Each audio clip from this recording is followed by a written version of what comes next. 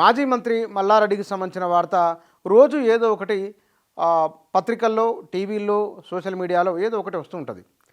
ఎందుకు అంత క్రేజ్ ఉంది ఆయనకు అంటే అతని వ్యవహార శైలి, అతని మాటల తీరు, చాలా బోల్డ్గా మాట్లాడతారని, అట్రాక్ట్ అంటే ఆకట్టుకునే విధంగా ఆయన వ్యవహార శైలి ఉంటుందనేది ఎక్కువ సోషల్ మీడియాలో ఉన్న ఒక అభిప్రాయం.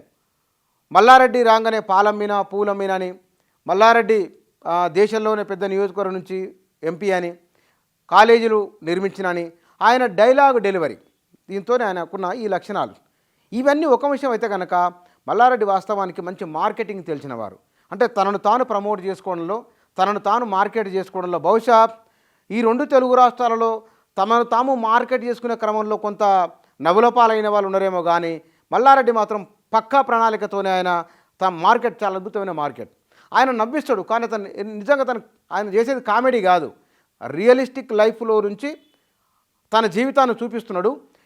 అతని దగ్గర ఉన్న లోపాలో లేకపోతే కనుక ఏదైనా ప్రశ్నించడానికి వస్తే కనుక అవన్నీ మినిమైజ్ అయిపోతూ ఉన్నాయి.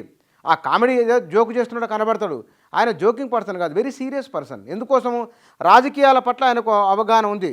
తను ఇంతమంది ఓడిపోయినా సరే ఆయన గెలవడం, మంత్రులు కొంతమంది ఓడిపోయినరు కానీ ఆయన గెలవడం, హైదరాబాద్ లాంటి నగరంలో ఆ ఇంపాక్ట్ ఉన్న దగ్గర గెలవడం అంటే మామూలు గెలుపు కాదు.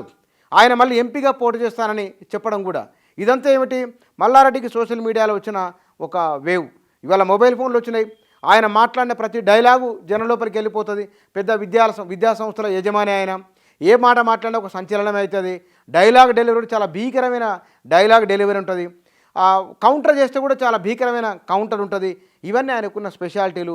ఆయన గోవా పోయిండు, మొన్న ఎక్కడెక్కడ పోయిండు, అన్ని వీడియోలు తీసి మళ్ళీ సోషల్ మీడియాలో పెట్టడం. ఏమిటిది మార్కెట్. కాబట్టి మార్కెట్ తెలిసిన మల్లారెడ్డి గారు తన చుట్టూ ఎప్పుడు తమ అధికారంలో ఉన్నా లేకున్నా సరే తమ గురించి సమాజంలో చర్చ జరుగుతున్నదా లేదా, ఇది రాజకీయ నాయకులకు చాలా ప్రధానమైంది. మీరు గమనించండి, ఒకప్పుడు చాలా పెద్ద నాయకులు అయింటారు, వారు పేపర్ల రోజు రాస్తూ ఉంటేనే చూస్తూ ఉంటేనే ఓ పలానా నాయకులని గుర్తుంటుంది మనకు. ఒక వారం రోజులు కనుక వారి గురించి ఏ చర్చ లేదనుకోండి, ఏ పేపర్లో టీవీలో లేదనుకోండి, జనం మర్చిపోతారు, ఏముంది అనుకుంటారు. కానీ మల్లారెడ్డి ఏం చేస్తున్నాడు, ఎప్పుడు ఆయన ఏదో సంచలన కామెంట్ చేయడము, మీడియాలో ఉండడం, దానిపైన విపక్షము అధికార పక్షం ఎవరెవరు స్పందించడము, ఇట్లా నిరంతరాయంగా మీడియాలో ఉండే ఒక మార్కెటింగ్ స్కిల్స్ ఆయనకు బాగా తెలుసు.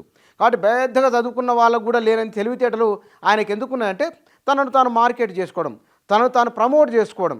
ఈ ప్రమోట్ చేసే క్రమంలో కూడా ఇతరులని బాధపెట్టి చేసేది ఏముండదు. ఆయన ఇతరులని ఏమంటే కించపరిచే విధంగానో లేదా కనుక గాయపరిచే విధంగానే మాట్లాడరు. తనదే నవ్విస్తూనే, కొంత హుందా కనబడుతూనే, ఒక్కోసారి తనకు తాను తగ్గించుకున్నట్లు కనబడుతూనే ఇవి చేస్తూ ఉంటారు.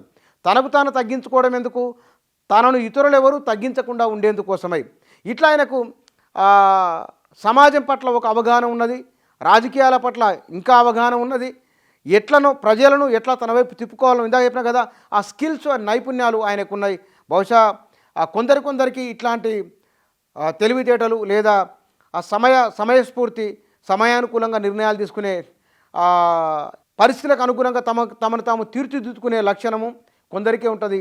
అందులో మాజీ మంత్రి ప్రస్తుతం ఎమ్మెల్యే మల్లారెడ్డి ఒకరు. అందుకోసమని ఆయన నిరంతరం మీడియాలో ఉండడము, నిరంతరం చర్చల్లో ఉండడము, నిరంతరం ప్రజల దృష్టిని తన వైపు తిప్పుకోవడము, ఇదంతా వారికి ఉన్న తెలివితేటల్లో మార్కెటింగ్ స్కిల్స్లో ఒక భాగం.